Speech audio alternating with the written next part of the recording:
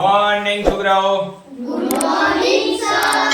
Yes, કેમ પહોંચ્યા ખબર નહીં તો દશાંશ સંખ્યાઓમાં પ્રકરણ નંબર 7 હતું ને, એમાં થોડું પ્રસ્તાવના અને થોડું પ્રયત્ન કરુણા અને એના થોડા દાખલા કરતા હતા ને આપણે.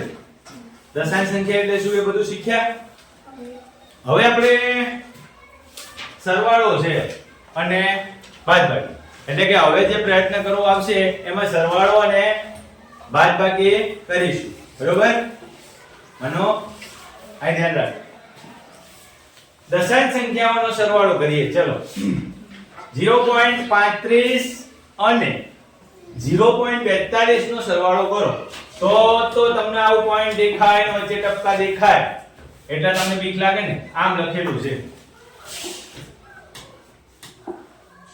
આવી રીતે કહે છે કે 0.35 અને 0.42 આમ કરવાનું કહે છે. તો બધા એમ કે સાહેબ આ તો મને આવડે નહીં. ચમ ના આવડે લ્યા? આમ તો આવડે. 42 35 વત્તા 42 આવડે કે ના આવડે? આવડે ને. આમાં વચ્ચે ટપકું મૂક્યું, કોઈ કરવાનું નહીં. 7 ને 5 ને 2 7 ને 3 ને 3 7 પૂરું. આમાં એટલો જવાબ આવે કે બીજો આવે? ના આવે જ આવે ને. આવું કર્યું છે તે કરી નાખવાનો હોય. આમાં હું નવું કરવાનું છે. આવડે કે ના આવડે લે? આવડે જ કે યાર. એ જ વસ્તુ આપણે શીખવાનું. એમાં થોડા સ્થાન, આપણે સ્થાન શીખ્યા હતા ખબર છે? એકમ, દશક, સો, હજાર, 10,000, લાખ, 10 લાખ, કરોડ, 10 કરોડ એટલે સુધીના. સત્ર 1 માં પહેલા, બીજા, ત્રીજા ચેપ્ટરમાં સંખ્યાનો આપણે પરિચય મેળવતા હતા ત્યારે તમને મેં બધા સ્થાન શીખવાડ્યા હતા. એમાં જો આમાં પણ સ્થાન છે. પોઈન્ટ પછી જે આવે ને, એકમનો અંક 0, અહીંયા પોઈન્ટ પછી એટલે કે અહીંયા પોઈન્ટ હશે બધામાં. ક્યાં હશે? પોઈન્ટ પછી જે તરત આંકડો આવે ને એ દશાંશ કહેવાય. આને શતાંશ કહેવાય. બરોબર? મેં તમને કીધેલું જ છે, ફરી એક વખત બતાવી દઉં. કાજલ, દશાંશ, શતાંશ અને બીજો શું શબ્દ હતો ભાઈ? સહસ્ત્રાંશ. આવો શબ્દ હતો ને. દશાંશ એટલે છેદમાં 10 આવે, શતાંશ એટલે છેદમાં 100 આવે અને સહસ્ત્રાંશ એટલે છેદમાં 1000 આવશે. ઉપર એકડો લખી નાખ. આ રીતનું મેં તમને કીધું હતું કે ભાઈ દશાંશ અપૂર્ણાંક એટલે એવો અપૂર્ણાંક કે જેના છેદમાં 10 હોય, 100 હોય કે 1000 હોય. તો આવા દરેક અપૂર્ણાંકને શું કહેવાય? દશાંશ અપૂર્ણાંક અથવા દશાંશ સંખ્યાઓ એવું કહેવાય. આપણે લખેલું જ છે દશાંશ સંખ્યા એટલે શું. એમાં મેં તમને આ લખાવેલું જ છે. ખાસ તમારે એના સ્થાન નક્કી કરવાના છે. કેમ આવું લખ્યું? તો આપણે આના બરાબર 0.1 લખી એટલે આનો વંચાય દશાંશ. આને હું આમ લખીશ 0.10 કારણ કે 2 મીંડા છે નીચે એટલે પોઈન્ટ પછી 2 આંકડા લખવા પડશે ને પ્રેમકાર. ઉખડી બને જ છે પણ હું બગાડ ખાવા માંડી. આના પછી કેટલા મીંડા? પોઈન્ટ લખીશ, પોઈન્ટ પછી 3 આંકડા. પોઈન્ટ પછી કેટલા આંકડા લખવાના? 3. એકમ, દશક, સો 3 આંકડા થયા ને. આમ વંચાય દશાંશ, શતાંશ અને સહસ્ત્રાંશ. આમાં થોડું ઉલટું બોલવાનું. બરોબર? આગળ જોઈએ. જો અહીંયા સરવાળો કરીને બતાવી દીધો છે. આપણે તે દાખલો ગણી નાખ્યો. હવે એ દાખલો ગણી નાખ્યો એટલે અહીંયા તમને પ્રયત્ન કરવામાં બીજા 4 દાખલા આપ્યા. એક દાખલો હું ગણાવું છું, બીજો દાખલો મને ગણી બતાવો. ચલો પહેલો દાખલો આમ છે કે 0.29. જોજો લખવાની પ્રેક્ટિસ કરશો. 36 આંકડાની નીચે આંકડો લખો. 6 અને 9 કેટલા થાય કયો? છઠ્ઠા વાળામાં તો 6 અને 9 આવડો જ જોઈએ. 6 + 9 કેટલા થાય? સમાપ્તિ. 6 + 9 કેટલા થાય? 6 ને 9 15. 15 નો 5 વધી ચડાવીએ ઉપર. 2 ને 1 3 ને 3 6 પોઈન્ટ ની જગ્યાએ પોઈન્ટ 0 વત્તા 0 શું છે ના આવડે આવડે ને એટલે ખાસ ધ્યાનમાં રાખવાનું છે બીજો દાખલો જો 0.7 બીજો દાખલો આ રીતે છે 0.7 વત્તા 0.08 આવું છે એટલે અહીંયા હું 0 મૂકી દઉં તો વાંધો નથી કેમ તો એ રીતે લખાય આપણે લખી શકીએ એમાં કાંઈ વાંધો ચાલો 0.7 ને 0.08 0.7 અને 0.08 આ રીતે અહીં 0 મૂકી દો એનો કાંઈ વાંધો અહીં તમે પાછળ ગમે તેટલા દશાંશ પોઈન્ટ આવી જાય ને જ્યાં આગળ પોઈન્ટ દશાંશ ચિહ્ન આવી જાય ને એના પછી તમારે જેટલા 0 મૂકવા એટલા મૂકી શકો એમાં કોઈ વાંધો આવશે નહીં ચાલો 0 વત્તા 8 એટલે 8 થશે 7 વત્તા 0 એટલે 7 થશે અને આ 0 ચલો આગળનો દાખલો તમે કરો 1.54 વત્તા 1.80 ચલો કોણ કહેશે 1.54 વત્તા 1.80 કોણ કરાવશે દાખલો કોણ ગણાવશે જગદીશ શેખર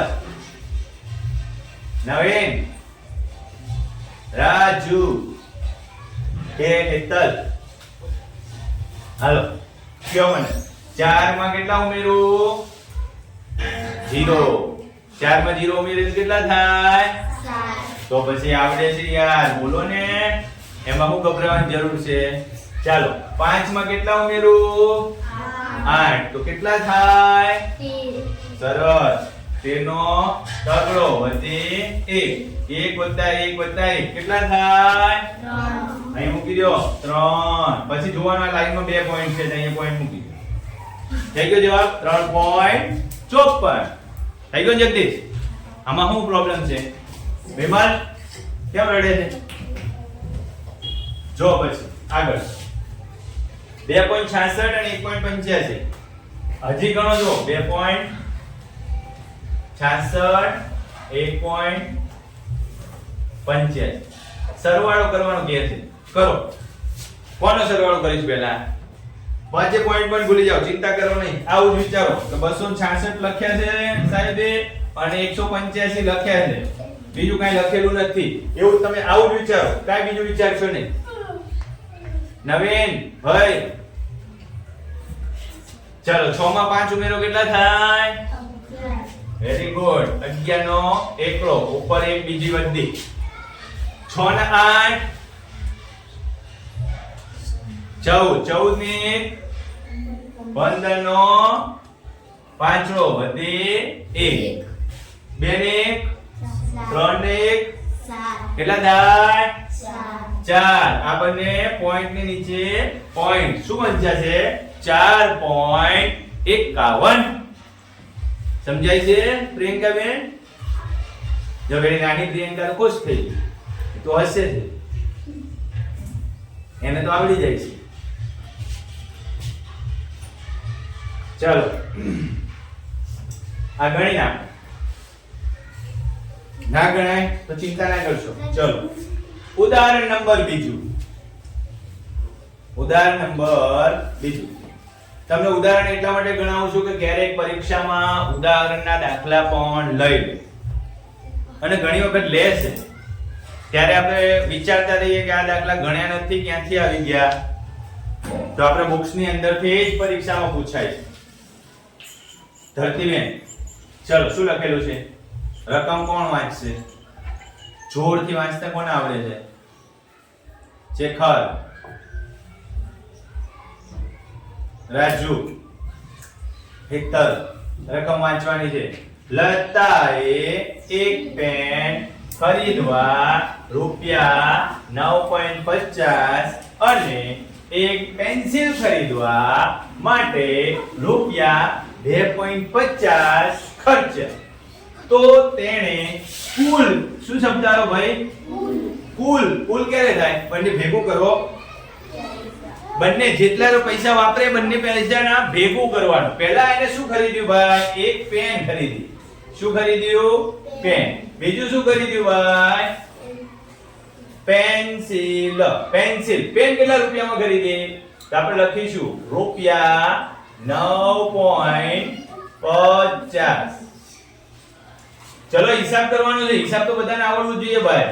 પેન્સિલના કેટલા રૂપિયા છે? તો કે રૂપિયા 2.50. ચાલો ભાઈ, તમારે મને હિસાબ કરીને કહેવાનું છે આનો જવાબ શું આવે. કયો સંજય? પેન અને પેન્સિલ ખરીદીને આવ્યા તમે. જગદીશ, પેનના 9.50 રૂપિયા લીધા અને પેન્સિલના 2.50 રૂપિયા લીધા. કુલ કેટલા રૂપિયા થયા બોલો? તો અહીંયા હું જવાબમાં લખીશ ને કુલ રૂપિયા. કુલ કેટલા રૂપિયા ખર્ચ્યા? તો ચલો કરી નાખીએ. 0 વત્તા 0 0, 5 વત્તા 5 10, વત્તી 1, 9 ને 1 10, 11 ને 12, વચ્ચે પોઈન્ટ મૂકી દો. કેટલા રૂપિયા ખર્ચ્યા એને? 12 રૂપિયા. ભાઈ 12.00 નહીં બોલવાનું. અહીંયા કઈ કિંમત આવી નથી, તો તમારે કેટલા બોલવાના ભાઈ? ખાલી 12. તો કુલ કેટલા રૂપિયા ખર્ચ્યા? તો કે કુલ રૂપિયા 12 ખર્ચ્યા. ઓકે, આ પહેલું ઉદાહરણ. આવી રીતે આપણે બધાય દાખલા ગણવાના છે. ચાલો આગળ ત્રીજો દાખલો. ત્રીજું ઉદાહરણ. સેમસને 5 કિલોમીટર 32 મીટર બસ દ્વારા. ભાઈ સેમસન બસ દ્વારા કેટલું ચાલ્યો? બસમાં કેટલી મુસાફરી કરી? 5 કિલોમીટર 32 મીટર. પછી કાર દ્વારા. કાર કેટલા? 2 કિલોમીટર 265 મીટર. અને બાકી રહેલું અંતર ચાલીને. કેટલું અંતર? 1 કિલોમીટર 30 મીટર. આને કેમ લખાય? જો 5 કિલોમીટર અને 32 મીટર છે ભાઈ, તો 32 હું અહીં લખીશ, એની આગળ 0 મૂકીશ. 265 છે, 1 અને 30 છે, તો 30 મીટર છે, એટલે આગળ 0 મૂકીશ. હવે સરવાળો કરવામાં સરળતા થશે. હવે સરવાળો કરો, કેટલું થાય ભાઈ? 5 ને 2 7, 6 6 12, વધી 1 એટલે 3, અને 5 ને 3 8. કુલ કેટલી મુસાફરી કરી? 8.327. એટલે લખવાનું કુલ મુસાફરી કેટલી કરી? તો કે 8 કિલોમીટર 327 મીટરની મુસાફરી કરી. બરોબર? આ રીતે આપણે શાંતિથી સમજીએ. અહીંયા 0 ક્યાં આગળ પાછળ મૂકવામાં ધ્યાન રાખજો. જો ત્યાં ધ્યાન મિસિંગ થઈ ગયું, તમે 0.32 ની જગ્યાએ 320 લખી નાખશો તો જવાબ ખોટો આવશે. ખોટો એટલે પોઈન્ટમાં થોડું ઘણું આગા પાછી થઈ જશે. બરોબર? ચાલો ચોથું ઉદાહરણ જોઈએ. હા, જો આમાં ધ્યાન રાખો. 1 કિલોગ્રામ યાદ રાખો, મેં તમને લખાયું છે કે 1 કિલોગ્રામ બરાબર 1000 ગ્રામ થાય. કેટલા ગ્રામ થાય ભાઈ? 1000 ગ્રામ થાય. જોજો સાંભળજો, 1000 ગ્રામ થાય. હવે જો રાહુલે સફરજન કેટલા ખરીદ્યા છે?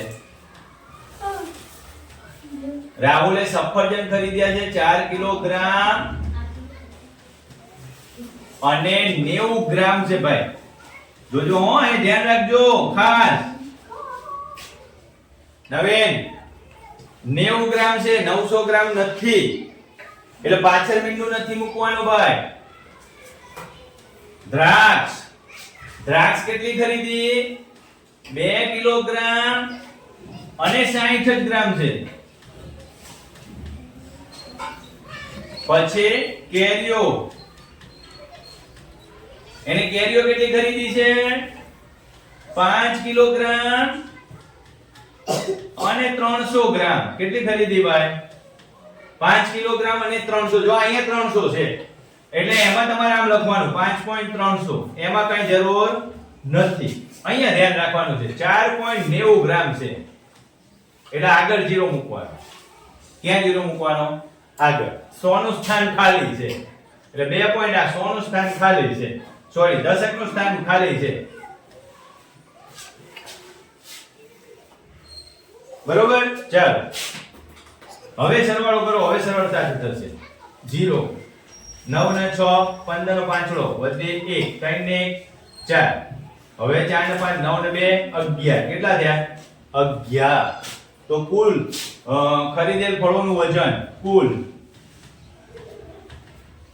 ફળોનું વજન કેટલું થશે ભાઈ? વજન તો કે 11 કિલોગ્રામ 450 ગ્રામ. રેડી? સમજાયું? તો ખાસ શું ધ્યાન રાખવાનું છે ભાઈ? પોઈન્ટ ની પછી જે આંકડા છે ત્યાં આગળ ક્યાં તમે સ્થાન ખાલી રાખશો? અહીંથી ગણો તો એકમ દશક 100 300 છે, અહીંયા 90 અને 60 છે એટલે 0 મૂકવામાં ધ્યાન રાખજો, ભૂલ કરતા નહીં.